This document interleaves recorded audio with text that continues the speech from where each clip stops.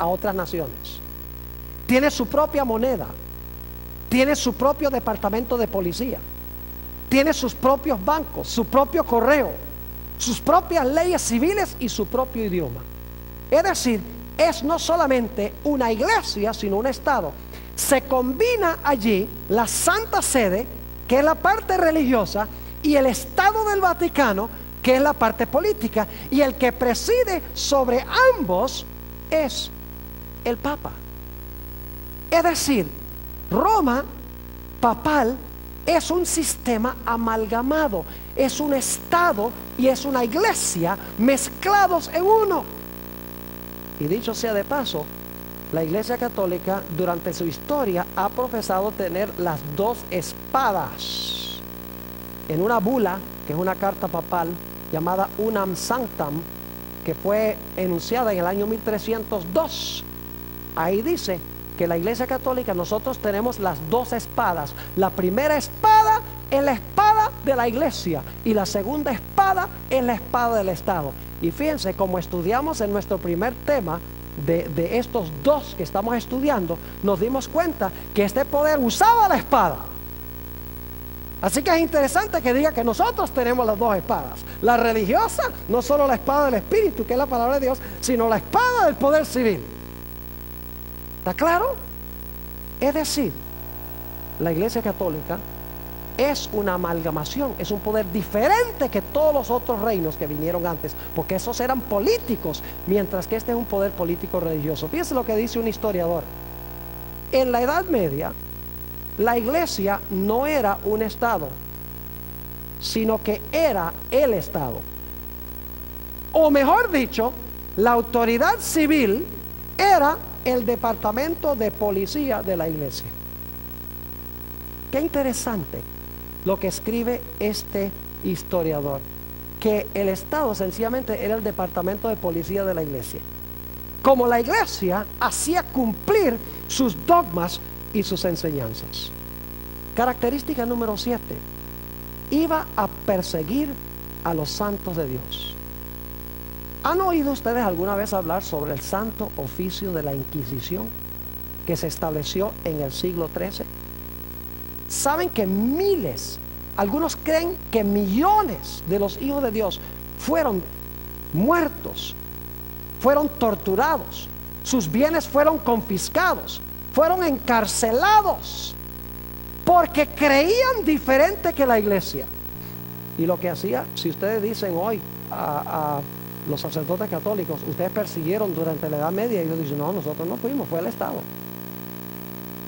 Y técnicamente es cierto, fue el Estado, pero escuchen bien, fue la iglesia usando la espada del Estado. Y saben que eso es lo mismo que pasó con Jesús. Jesús fue crucificado por una coalición entre iglesia y Estado, porque los judíos, la iglesia, usaron el poder civil de Roma para crucificar a Jesús. Y eso fue lo mismo que pasó durante la Edad Media.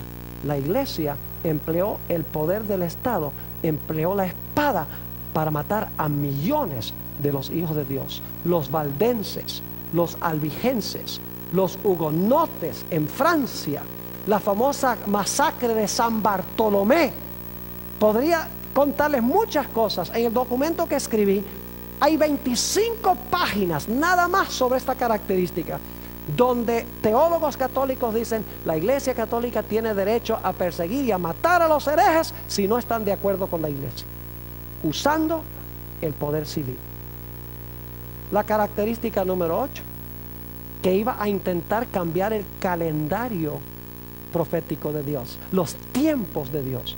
No tengo tiempo de entrar a todas las dimensiones de esto, pero les voy a dar una corta reseña histórica. Cuando se levantó la Reforma Protestante en el siglo XVI, 1517, cuando Martín Lutero clavó sus 95 tesis en la Catedral de Wittenberg, Martín Lutero, con las profecías que nosotros estamos estudiando, apuntaba el dedo a la Iglesia Católica. Decía, la Iglesia Católica es el poder contemplado en las profecías, es el anticristo de la Biblia. La Iglesia Católica empezó a perder, inclusive naciones enteras se volvieron protestantes, y por lo tanto reunieron el Concilio de Trento el concilio más largo en la historia de la Iglesia Católica, 1545 a 1563. Y el propósito era buscar la forma de contrarrestar la Reforma Protestante.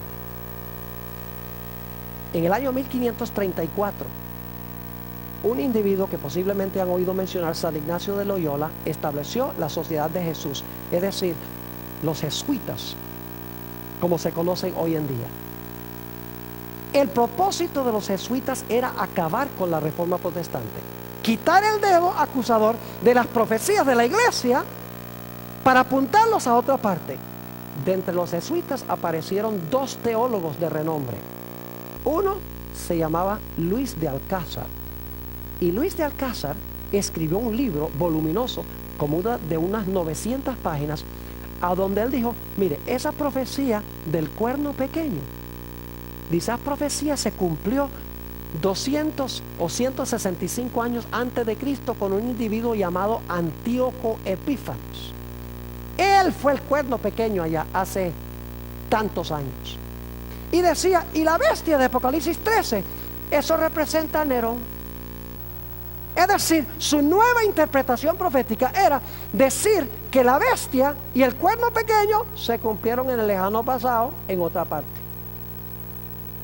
Se levantó otro teólogo católico con el nombre de Francisco Rivera, jesuita también, y él escribió también un comentario voluminoso donde decía que las profecías del cuerno pequeño y la profecía de la bestia todavía no se había cumplido, que se iba a cumplir al final de la historia allá en Israel, en el Medio Oriente, con los judíos.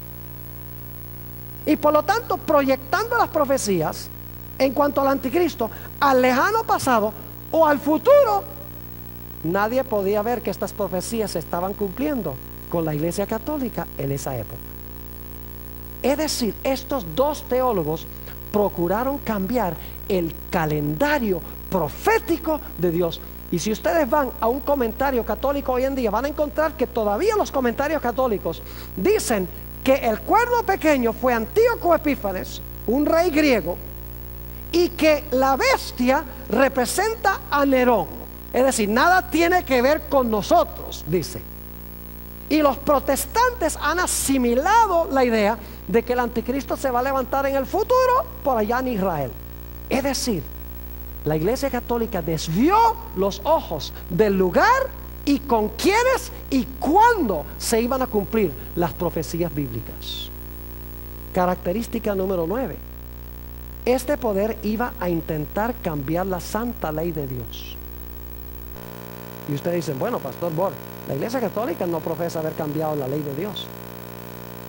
¿Saben lo interesante? Si ustedes van a una librería católica y compran catecismos o miran en los catecismos, van a descubrir algo muy interesante. Yo lo hice una vez en Albuquerque, en Nuevo México.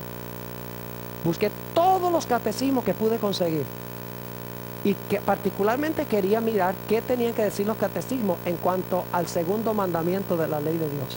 ¿Y saben lo que descubrí? En los catecismos no aparece el segundo mandamiento, aunque está en la Biblia católica el segundo mandamiento. No te harás imagen ni ninguna semejanza, no te inclinarás ante imágenes, dice. En los catecismos ese mandamiento desaparece, aunque está en la Biblia católica. Claro, tiene que desaparecer porque la Iglesia Católica está llena de imágenes.